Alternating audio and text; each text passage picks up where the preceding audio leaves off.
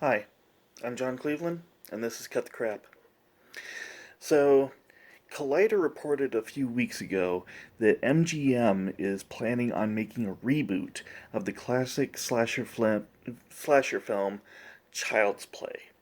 As everyone knows, unless you've been hiding under a rock or you're just not that into horror, Child's Play is the story of a boy named Andy Barkley who gets a doll who is possessed by the slain serial killer, the Lakewood slasher, also known as Charles Lee Ray, played by Brad Dourif.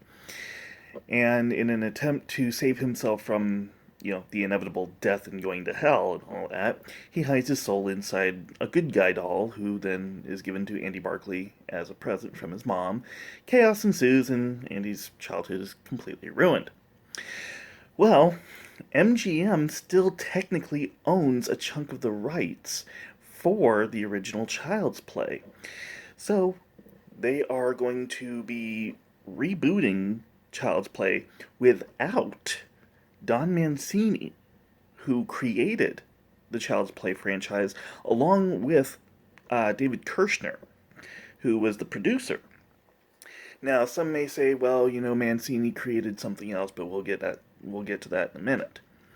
So, directed by Lars Klevberg and penned by Tyler Burton Smith of Polaroid and Quantum Break, and produced by David Katzenberg and Seth Grahame-Smith. This is on the heels of their success with the theatrical make of Stephen King's It. And also Seth Grahame-Smith is also one of the integral parts of making Beetlejuice 2, which I am kind of excited for. Now, this one is going to be significantly different in the fact that it is going to be surrounding a group of kids, a la Stranger Things, but Chucky will now be replaced with an AI system called Chucky, in an out of control, newly redesigned good guy doll. Not possessed by the spirit of a serial killer. So let's cut the crap, okay? For one, very few remakes have lived up to the franchises that built them. Um, it's, I've even looked up the numbers because, let's face it, that's all studios really care about. And from the Nightmare on Elm Street, series, the highest return that any of them have had of the originals was approximately 49.3 million for Dream Warriors. No, not Dream Warriors, the Dream Master, number 4. And with a budget of 13 million, that's nothing to shake a stick at. However, when they went to Freddy vs. Jason, you had two franchises colliding. That was only $30 million that they spent to make that, and it made 114.9. Then you get the reboot. And at 35 million, you only make 115.6 million theatrically. And you gotta blame it on the fact that reboots anymore are failing. And maybe some are saying, maybe Freddy's played out or whatever, which, come on, you can't replace anyone. So, with the Child's Play series, the first one was made for 9 million, but the box office was 44.2. The second one was made for 13 million, and it only garnered 32.7 to 35.7 million. Number 3 only brought in 20.5 million. And after Seed of Chucky, Curse, and Cult were all video on demand or direct to video. Direct to DVD anymore. And even then, Cult of Chucky, the latest one done by Netflix, was only 1.9 million. We're not looking at a huge moneymaker in rebooting something, especially when it takes away from the actual story. Now, for some of those of you who are watching who are very horror educated, you'll know that Charles Lee Ray was not even in Don Mancini's original concept. Instead, it was called Blood Buddies.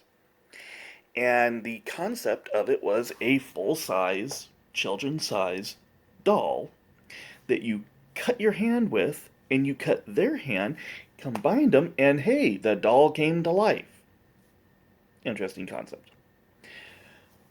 But what made the series is the fact that this doll is pretty much just a doll, possessed by the soul of serial killer Charles Lee Ray, Brad Dourif, who also is being left out of this completely.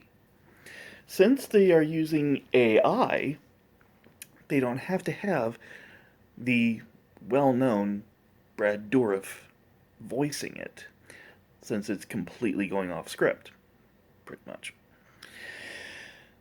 So with that in mind, Don Mancini, David Kirschner, and Brad Dourif are all teaming up to bring Child's Play the Child's Play franchise to series, which I would love to see it on a niche network, like Shudder or something like that. It would actually make me subscribe to Shudder. But you can't do it on something like network because Chucky's not network friendly. Even Sci-Fi has to constantly trim it down from Bride of Chucky, Seed of Chucky. USA, I believe, still has some rights to 1, 2, and 3, and they always have to trim them down. What is the fun of a horror movie that you have to trim down in order to get it on network? And, this entire idea of having an AI machine. Okay, it's Terminator. Come on. It's the Terminator. That's all the Terminator was AI gone haywire. It has been played out. Stealth is another one that was AI gone out of control. And that bombed horribly. Just ask Jamie Foxx. He had to do a lot of damage control with his career after that. But it's horrible. It's a horrible idea. MGM needs to stop and cut the crap before it's even made. Hey, if they want to lose a whole bunch of money on this, more power to them. They went bankrupt before. Maybe this will put the final nail in the coffin for anything that they try to do again. They came back, didn't work. So, for Don Mancini, David Kirschner, and Brad Dourif, I hope that you are able to find a medium which you can make this completely uncensored. You can go hog wild with the original Chucky, with the original Charles Lee Ray character. But MGM, don't remake Child's Play. Don't reboot it.